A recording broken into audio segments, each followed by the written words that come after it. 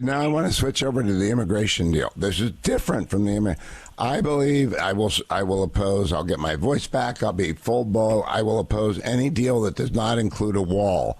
Will there be a wall in the immigration deal that includes Israel and Ukraine funding?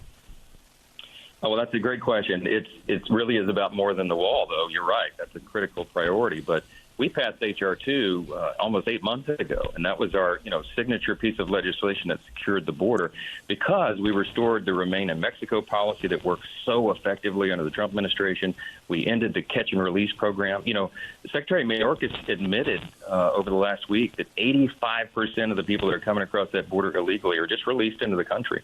And I took 64 of us, House Republicans, went down to Eagle Pass, to the epicenter, just last week and saw it with our own two eyes. It is an absolute catastrophe. So we've got to restore those policies that work. We do need to rebuild the wall, and we need to make sense of the asylum process and the parole process that are broken. And that's what our bill did. It's been sitting on Chuck Schumer's desk for that many months, collecting dust. Right now, there's a negotiation in the Senate and between the White House and the Senate on some sort of, proposal that would solve this.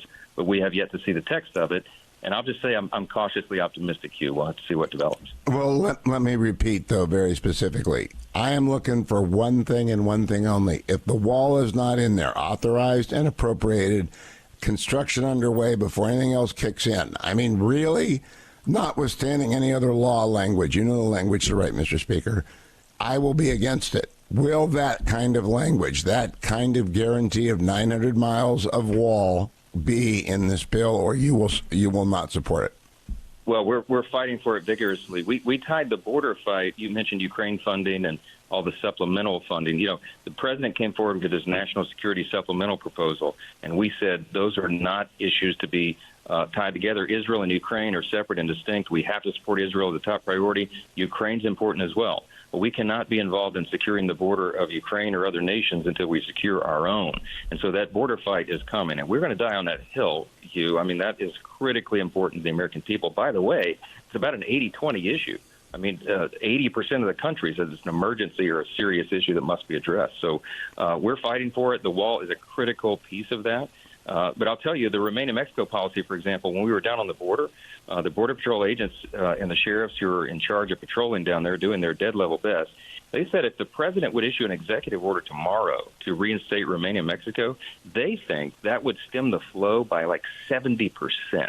Because it would send a message around the world that we don't have an open welcome mat. You can't just come in here like this illegally. You got to stay in Mexico until your case is adjudicated. That alone is a simple fix that President Biden has refused to even acknowledge or do anything about. And it's well, I agree with that. There are a lot of things that are necessary but not sufficient. But the most necessary thing is the wall.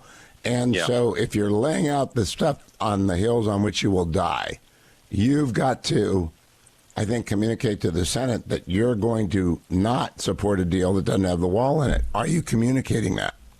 I've communicated it directly. I said all the elements of H.R. 2, the functional equivalent of it, and the wall is a big piece of that, of course, with these other policy changes. But, some of these policy changes are interlocking, and so you really need all of them to get that down. I'll tell you this. The chief deputy of the U.S. Border Patrol told us in his own words, we were down there. He said, I feel very much like we're supposed to be administering an open fire hydrant. He said, I don't need more buckets. I don't need more funding to process illegals.